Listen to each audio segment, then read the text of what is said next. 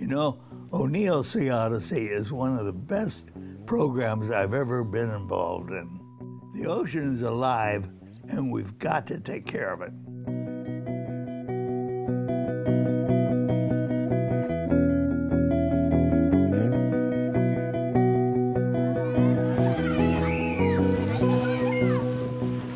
Welcome to O'Neill's Sea Odyssey. I'm Dan Hafley, Executive Director. We're an ocean-going science and environment program for 4th through 6th grade students. We don't charge money for the program, but we do require each class perform a service project to benefit their community. O'Neill's Sea Odyssey's mission is to provide a hands-on educational experience to encourage the protection and preservation of our living sea and communities. What follows here is a condensed version of our field trip on Monterey Bay, and we hope it is helpful to you and that you learn enough to want to protect the ocean that we all share. Now, let's get started.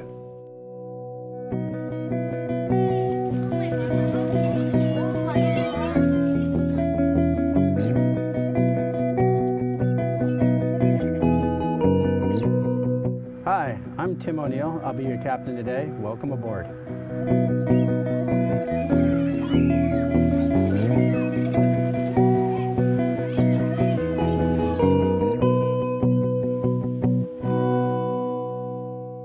Hi, I'm Laura Barnes. I'm the Education Coordinator of O'Neill's Sea Odyssey, and today we're going to be learning about marine biology. Marine biology is a huge subject since most of the life on Earth lives in the ocean, so we're going to start at the beginning with plankton. Plankton is the bottom of the food chain in the ocean, and I'm going to be collecting some samples with the kids. Those samples will be brought back to our lab on land where we can look at them and identify what species of plankton we get in our sample today. Hi, my name is Jaden, and I would like to know what plankton is. Plankton is anything in the ocean that's a drifter or a bad swimmer, right? If it's an animal, it's a bad swimmer that gets pushed around by wind and pushed around by ocean currents. If it's a plant with no roots that's not attached to anything that also gets pushed around by the water and the wind. So plankton are all drifters. They're drifting plants and animals. The lion's mane jellyfish, the biggest one that's ever found, had a bell that was 12 feet across, and its tentacles were as long as this boat.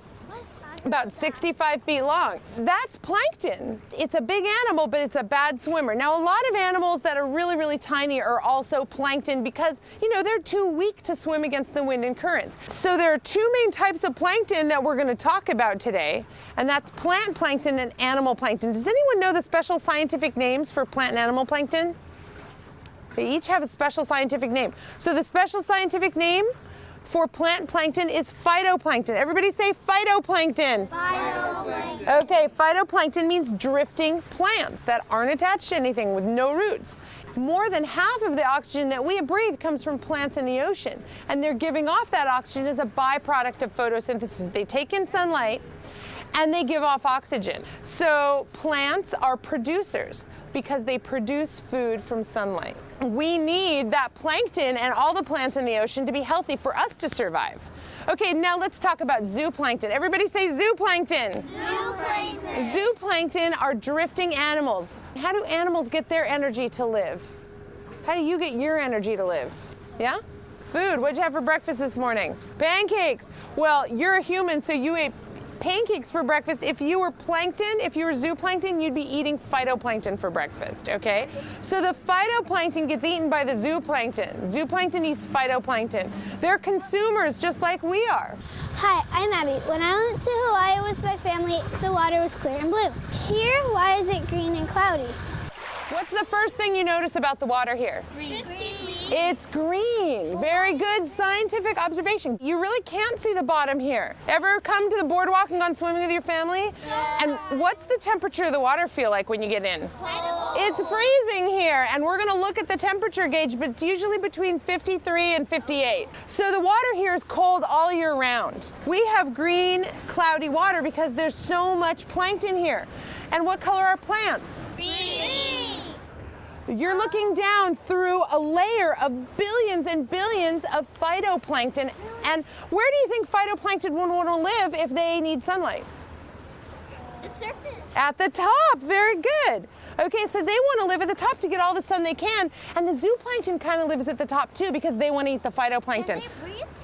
Well, they photosynthesize. So they take in sunlight and they take in carbon dioxide, which is what we breathe out, and they give off oxygen. So they breathe, but a different way than we breathe, right? The same way trees breathe. Yeah? So they're kind of like trees? Yeah, they're exactly like trees. They're plants. Most plankton like cold water, especially the phytoplankton. And if there's a lot of phytoplankton, that means there's a lot of food for the zooplankton. If we could see through the water here, we would see a lot more life than we'd see even when we're snorkeling in Hawaii. Plankton likes cold water, and when you go to places where the ocean's warm and tropical, there's a lot less life there because there's a lot less plankton. Hi, I'm Jaden, and I want to know, how do you catch plankton? Are you guys ready to catch some plankton? Yeah. I want you to crawl to the edge and hold on to the railing, and then we're going to walk to the back of the boat where our plankton net is. So the holes in this net are about as big around as one of your hairs. So it keeps the plankton inside and the water can get out. Okay, so we're going to get a little bit of water with a whole lot of plankton in it. You're going to drop this down a little at a time. See how I'm letting it kind of slide through my fingers? You got to do it together because it gets heavy. You're going to be my sample taker. What's your name? Mariah. When I bring the net over, you're going to stick your arm out over the net, and I'm going to pour the plankton in there, okay? Here it comes. See how it comes to her? So I'm going to take this, I'm going to do the very end part because what I'm going to do is rinse the plankton into the bucket. All right. You see it? See the little teeny white things, and there's a couple little green things in there? There's a ton of plankton in there. What we're going to do next is we're going to put them under a microscope, and we're going to look at them in detail and see what type of plankton we've got. Hi, I'm Kimberly. What does plankton look like? This is my compound microscope right here, and it has many lenses that make up one really, really strong lens. And this is my low-power dissection microscope right there. And so we're going to use the low-power microscope first. I'm going to go all the way to the bottom of your sample, and I'm going to get a few drops of water from the very bottom, and I'm going to put them on my slide.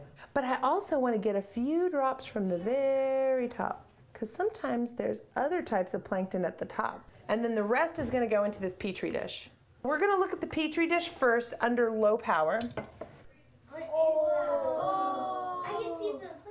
So this is our low power microscope. So you can see that there are a lot of things swimming around in here. Are they zooplankton? They're zooplankton, right? Let's look under the compound microscope here.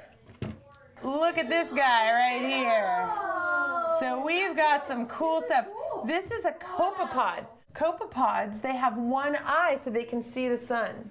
They can see where the light is. And they're going to kind of pop up towards the sunlight in order to eat all these phytoplankton. So let's see what else we've got. These are lots and lots of, oh, look at that. See that thing with, there's its head. That black thing is a pointer in the lens. And see that thing with the long tail right there? It's flickering around. That's a larvation. That's another holoplankton. So it's going to be plankton its whole life. And it's related to fish. Its tail is covered with like oceanic mucus, like ocean boogers kind of. And when it flicks its tail, phytoplankton will stick to its tail and then it eats out of its own snot, right?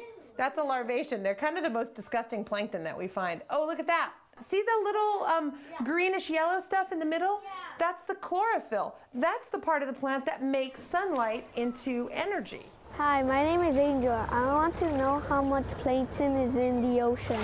You see how many plankton are just in 7 drops of water? Imagine how many plankton are in the whole ocean. You could never even count it, right? There's just billions and billions of plankton out there, so they could just kind of continually eat all the time, filtering the water for plankton, and there's enough to keep them, you know, healthy and happy out there.